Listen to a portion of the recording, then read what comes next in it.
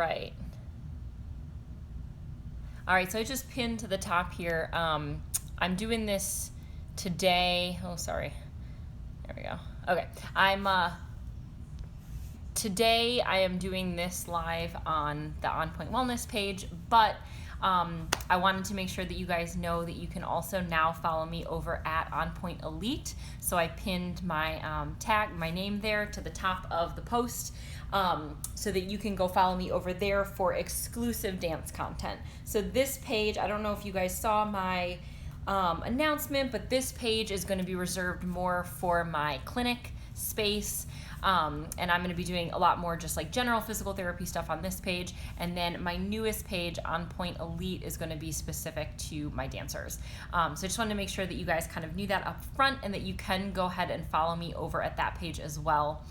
The other thing that I wanted to mention is to make sure, if you guys are not already subscribed to my newsletter, you can do that at the link in my bio, both here and at On Point Elite. And what that's going to get you is it's going to give you exclusive content for dancers, things that aren't going to be shared here or anywhere else, so just for subscribers.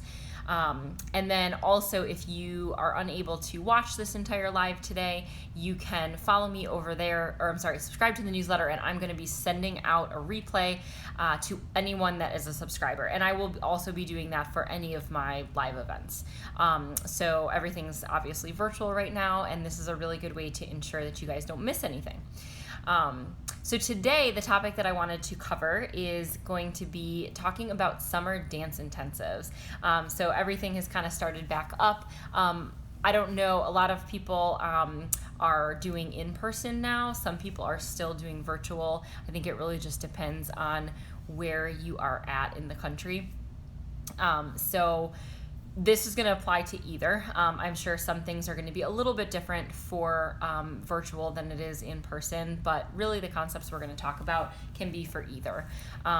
So the biggest thing that I see as a physical therapist right around this time of year is tends to be a spike in overuse injuries. And the reason for that is that you go from dancing, and especially now because of quarantine and COVID and everything, people weren't really dancing as many hours as maybe they had been before, or as intensely dancing as they had been before. So we're going from dancing maybe 15, 20 hours a week total to 40 hours a week, which is a really, really big increase. And with that increase tends to come a spike in overuse injuries. So what are overuse injuries? They are exactly what they sound like. They are, you have used a muscle more than you are used to, and it ends up causing inflammation, irritation, tendonitis, things like that. So there's a lot of different things that can happen when you have an overuse injury, but really the main thing is that it's just an increase in intensity quickly, a quick increase in intensity, something that your body isn't quite ready for or used to yet. And this can happen with dance intensives. It can also happen, like a lot of times I'll see it when dancers go back in the fall when they start their classes back up. There's also an increase in intensity there. So anytime you have kind of a spike in how much you're dancing, that's going to create an issue. So overuse injuries can look like a couple different things. Most of the time we're looking at like tendonitis, so an inflammation or an irritation on a muscle, a tendon, and things like that. You can also, so once you have developed a bit of an overuse problem, one of the things that then happens is you are at more risk of an acute injury happening. So if your ankle is already feeling really tired and overworked, maybe there's already some pain there, you're at a greater risk for having a quick, maybe rolling that ankle and having an acute injury that way as well. So it is something that we want to try to control a bit. So how do you prevent, I shouldn't even say prevent, but how do you lower your risk of developing an injury during intensives? And the reason I don't say prevent is because we can't really stop or prevent all injuries from happening. But we can lower your risk for it. So things that you can do, good practices that you have to kind of combat and what could happen with overuse. So the first thing that I want to mention is a warm up and a cool down. So especially if you are doing a virtual intensive right now, it's going to depend, where you're going, studio to studio and company to company. Are they putting you through the same warm up that they would be putting you through if you were in person? And if not, you need to make sure that you are doing that warm up on your own time. So making sure that you go into your space maybe 10 minutes before class is scheduled to start and actually do your own warm up. Now, if they are already doing a warm up as part of the class, perfect. Make sure though that by the end of that warm up that it is sufficient enough that you are actually feeling warmed up. Because if you are feeling still really stiff or really tight, that's still going to present an issue. The reason that warming up is so important is because it's gradually increasing our baseline. So when we start out cold, we're at like our baseline body temperature, blood flow, circulation, all of those things are kind of at our baseline. If we just jump right in and start dancing, your body kind of goes into shock and it's like, ooh, whoa, what's happening here? And so your risk of injury is a lot higher. You don't have as much mobility or flexibility, which I'm sure you've noticed that at the beginning of a class versus at the end of a class, you have a lot more mobility towards the end of that class when you are nice and warmed up. So one of my favorite things that somebody told me is trying to dance or stretch on a cold muscle is like putting a Tootsie Roll in the freezer and then trying to stretch it. It's not really going to work. It's not very mobile. It's not pliable or bendable. If that's your muscle, right? So if I dance on a cold muscle, it's not going to be very flexible and mobile. And so that's where we then run into these overuse injuries, compensation, different things like that. So we want to make sure we're nice and very well warmed up before you start dancing. And if you don't feel like you're getting an adequate warm up, if it's a virtual class and you don't feel like you're getting an adequate warm up, just make sure you take that extra 5 minutes, 10 minutes prior to the actual class starting to get your own warm-up time in. So what does a warm-up look like? Well, for starters, I am going to refer you guys over to my blog. So you can find my blog. There's a link in my bio, but it's at Pointe. It's onpointewellness.com. And under the dance section, there is a whole blog about like what is a good warm-up and cool down. So I'll refer you to that first, but just to give you kind of a good or a basic understanding of what it is, I want to make sure that I am increasing those baseline levels. So I'm increasing my body temperature gradually. I'm increasing my circulation and my blood flow gradually. All these things we're kind of bringing up a little bit higher, right? My respiratory rate, I start to breathe a little bit harder. I start to sweat a little bit. When that is happening, then I know that I have sufficiently warmed up.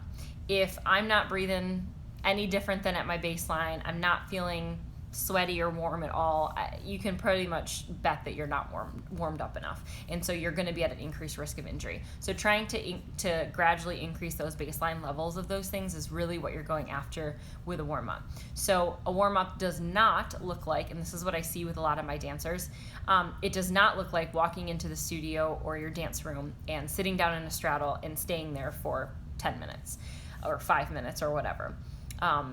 You're not moving. You're just sitting in a straddle. So there's no warming that's happening. Just stretching alone and statically holding a stretch is not going to be enough to physically get your body warm and blood pumping.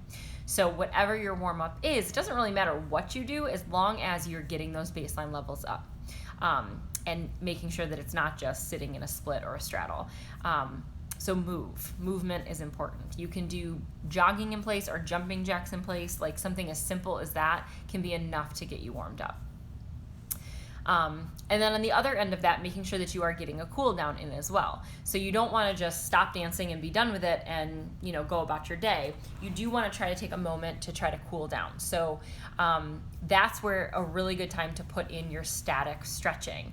So stretching where you hold, your splits, your straddles, those types of things. Not only does it provide you kind of that cool down where you're bringing all those levels, your body temperature and your circulation and your respiratory rate, you're bringing all that back down to baseline.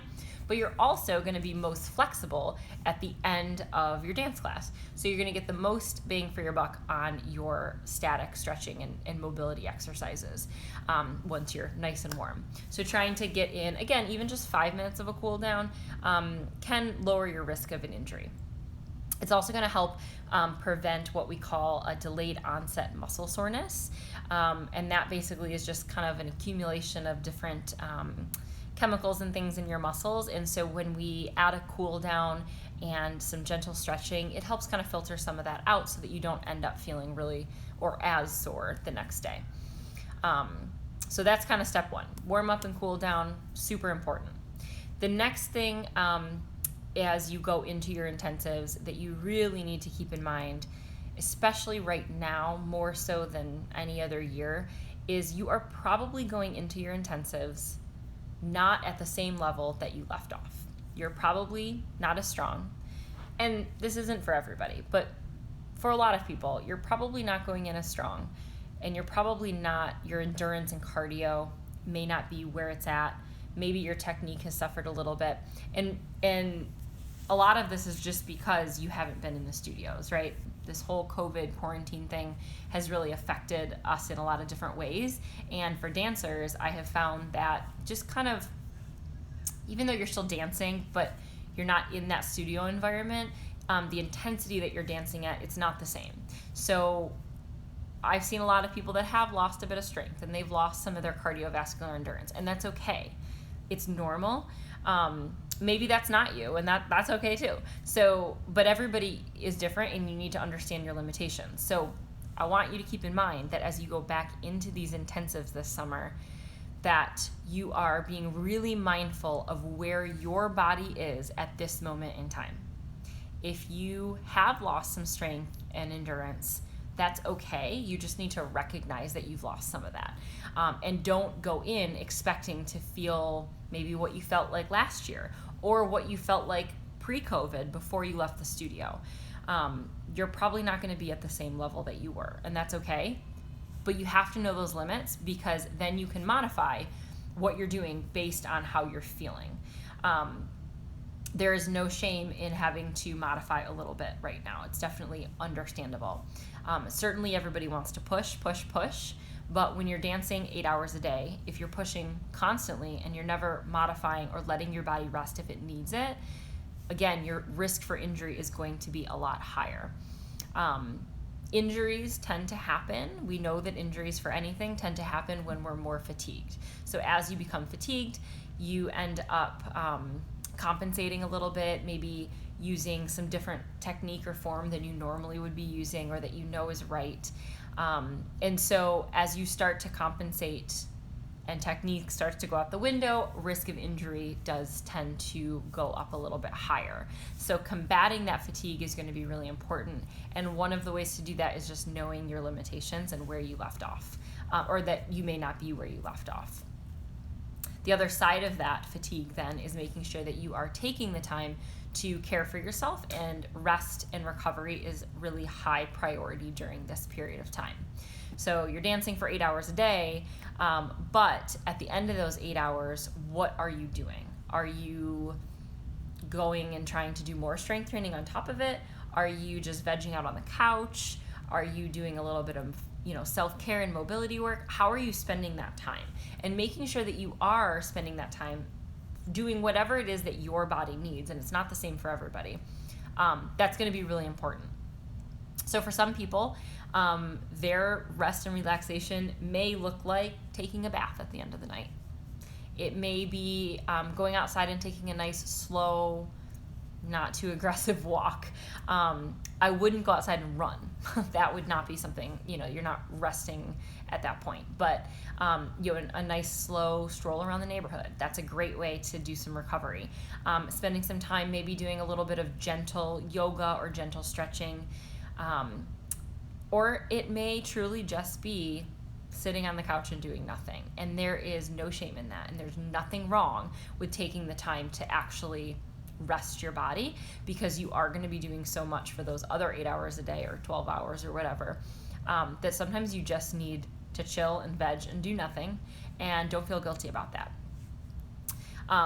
But what I do want to make sure is that you're not only doing that, right? So we don't only want to sit on the couch and watch TV during the hours you're not dancing. We want to make sure that you are also taking some time to do some self-care and recovery. So other self-care techniques that you can do, knowing when to use heat and ice, that's going to be one of them. And again, I'm going to direct you over to my newsletter and my blog at onpointwellness.com, because there is also a post about when to heat and ice, as well as the warm-up one that I was talking about. So both of those you'll find over on the blog. And then also, if you are a newsletter member, I'm going to be sending you my free when to heat and ice guide. It's just like a quick little chart. Actually, if you were already on the newsletter this past week, I did send it out, but I'm going to send it out again this week if anybody new is joining. And it gives you a quick guide of knowing when am I supposed to use heat and when am I supposed to use ice if you have injured yourself. Because that is a really big question that I get from a lot of people. They don't know when to use what. So that will be going out, so make sure you subscribe so you get a copy of that. But yeah, knowing when should you actually use which one. So in general, you're going to want to use, kind of like with the warm-up and cool-down idea, you're going to want to use heat prior to your activity, so to help you warm up, and you're going to want to use ice after your activity to help you cool down. If you have any sort of inflammation or irritation, swelling, redness, things like that, you're always going to want to make sure you're using ice instead of heat, which can make it worse. If it's more of just feeling kind of really tight and restricted and not moving as well, then you can go more to the heat. So just to give you kind of a brief idea of when to use what.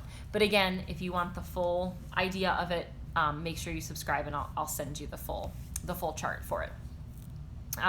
So yeah, so heat and ice is a great way to do recovery. Another really great thing that you can do is if you have a local center that does recovery, like the place here is called RXR3, and I actually will tag them in this. I'm going to put them in here right now. So this is a great place, and there's a lot of these popping up. Make sure I get the right in. There's a lot of these popping up in different places right now in different cities. So it's a recovery lounge. They offer a lot of different things like compression. They offer float tanks, cryotherapy, all kinds of things like that. And so everything is centered around, here's the tag for them. I just wanted to make sure I had it right. Everything is centered around making sure that you are recovering, right? So all of their techniques and things that they use are to help your body heal a little bit faster and recover, so that you can then go ahead and start dancing again the next day and not feeling quite as sore. And again, if we are dancing for 8 hours a day, you really need that recovery time. So anything that you can use really, during intensives is just about getting you through it, to be completely honest. Making sure that you can continue dancing for 8 hours a day for 3 weeks or whatever it is. So any of these techniques, like these, different recovery lounges and things, they're great. It's definitely a good option if you do have it in your area and you have the means to be able to afford something like that. If you don't, that is okay too. You can use your heating and icing at home. You can do an ice bath in your bathtub and just get some ice and fill it with cold water. You can do some gentle self-massage. So, whether it's going to a massage clinic to have a sports massage done, or just using things at home like a foam roller, tennis balls. You can use the massage sticks, which actually I have one sitting right here. These are great to keep in your dance bags, just these like massage rollers. So anything like this is really good to have in your dance bag. You can do it, before class if you need a little bit of increased mobility, and then you can definitely do it after as part of your cool down. It's a really good way to get some cool down in. So just kind of, again, self-care techniques. None of these things right now that I'm talking about are things that are going to stop you from getting injured by any means. And they are not the end all be all to making you feel better. But again, when we are just trying to get through crazy long hours of dancing during summer intensives, sometimes you do just need to kind of get yourself through it. And so whatever that takes to be able to, so that you can continue dancing without having to stop. That's kind of what I really try to stress to my dancers. The other thing that I wanted to touch on is, we talked about making sure that you're spending time resting in between days and classes. But the other thing to keep in mind is if you have been doing a strength training program, which hopefully you have been, but I want you to put that strength training program on pause during your intensives. I don't want you to worry about it.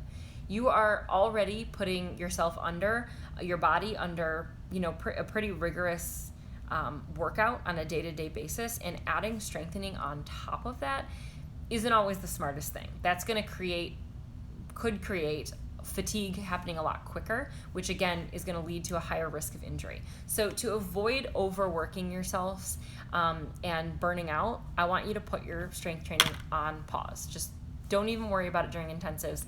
Pick it back up after intensives are over. Dancing, there's not a lot of what we call periodization. Periodization is basically just dancing or exercising at different intensities at different times of the year or the month, or putting it around competition and performances. Dancers don't get a lot of that periodization because you pretty much just dance all year long. And so you get done with your year, and maybe you had recitals or competitions, and you might get a week off, and then you're right into intensives where the intensity ramps up so high so quick. And then again, you might get a week off, and then you're back at it in the fall, again, at a high intensity. So there's not a lot of downtime, and you don't get a good chance to do that true periodization. So the best thing that we can do then is making sure that you are not just continuously strength training all year long, that you're at least doing some periodization with your strength and conditioning program. So during intensives, cut it out. And then you can start it back up after you give yourself a little bit of a break after intensives. So after intensives are over, I always try to stress, if you can take a week off, take a week off. Don't feel guilty about it. Totally fine to do some active recovery, some really gentle strength training or stretching, flexibility, mobility stuff. But I don't want you doing, you don't want to pop right back into your heavy lifting program, right? Because your body's already going to be fatigued. You may have already suffered some overuse type injuries during intensives, and you don't want to make that worse. So give yourself a week off after intensives. Don't feel guilty about it. You definitely earned it, and you deserve a little bit of a break. Okay, and then the last thing that I wanted to just chat a little bit about is what to do if you end up getting hurt. So knowing when to actually seek help during your intensives is important, because what we don't want to happen is that you just keep pushing, and then you make it to that third week and you're like, I'm done, I can't do this anymore. Or you have significantly injured yourself that now it might impact your year. So we want to make sure that you don't suffer an injury that's going to limit you beyond just intensives, at all. You don't want to have any injuries, of course. But if it's starting to then creep into what's going on after intensives, we know we've pushed a little too far. So it's really important to have somebody in your corner that you can ask these things about. So looking for in your area a dance medicine professional, whether that be a doctor, a physical therapist, an athletic trainer, massage therapist, strength and conditioning coach, whatever it is. Make sure that it is somebody, if you have access to it, make sure that it is somebody that is familiar with dancing, because they know what goes into those intensives. They know what you're needing to do, and what we don't want them to just say stop dancing, right? We know that that's not always the option. Okay, you've paid a lot of money for these intensives, and I want to make sure that you can keep moving, and most dance medicine professionals do. So finding somebody in your corner that you can go to at the first, excuse me, get some water, at the first sign of an injury is going to be really important. And check in with them if it's somebody that you can check in with pre-intensive, and then if you need them during, and definitely go back and see them after. Before intensive start, now it might be a little bit late for this, but for next year, before intensive start, get a quick little movement assessment with them. Find out where your weak points are. Work on some technique things like that, so that as you go into intensives, you are mindful of where your weak areas are, and you can make sure that you're keeping a really close eye on them during the intensives. And then if you've had any injuries, you got any aches and pains or whatever, make sure you're reaching out to them either during or after your intensives are over. The best advice that I can give you about when to seek help is before you think you need it. Most of the time, my dancers, I get, new dancers will come in to see me after they've had to stop dancing. So, sorry. Okay, so they will come in to see me like after their pain is enough that it's limiting them and they actually are not able to dance anymore. And if that's when you're coming in, then you're waiting too long. Come in at the first sign that something's wrong. Don't wait and say, oh, I don't really know. I'm not sure if this is a problem, if this is okay or not. Just assume that it's going to turn into an injury and get help for it. It does not mean it's going to turn into an injury, but you don't want to take that risk and risk having to be out for the rest of the intensive if you end up hurting yourselves. So a dance medicine professional is going to help get you through the intensive and modify whatever you need to modify, or give you some manual treatments or whatever it is going to take to get you through that intensive, and making sure that you are working closely with them so that you're not just having to stop because you got hurt is, I think, a really good thing to know. Certainly if you're seeing any sort of inflammation. So inflammation would be like redness, swelling, warmth, and then loss of function. So you're not able to do something. Automatically, that is going to be a sign that you need to seek some help. And again, that could be from, whoever is best suited in your area for that. So I think those are kind of the main things that I wanted to touch on. Again, I want you guys to, if you haven't already done it, go check out my website, read the blog. I will be sending it into my Elite Insiders, which is the newsletter. If you haven't subscribed, make sure you do that, because I will be sending out a copy of, I'll be putting the blog post in there about the warm-up and cool-down, the heat and ice, and I'm going to also send a recording of this. So I don't know if anybody had any questions, just make sure you leave them here. I am more than happy to answer any questions for anybody, or send me a DM. And if it is a topic that warrants a little bit more discussion, I can hop back on here and we can do a live discussion of it. So I hope that answered any questions you guys have. Please do not hesitate to reach out to me if you have any more questions, and I will see you all soon.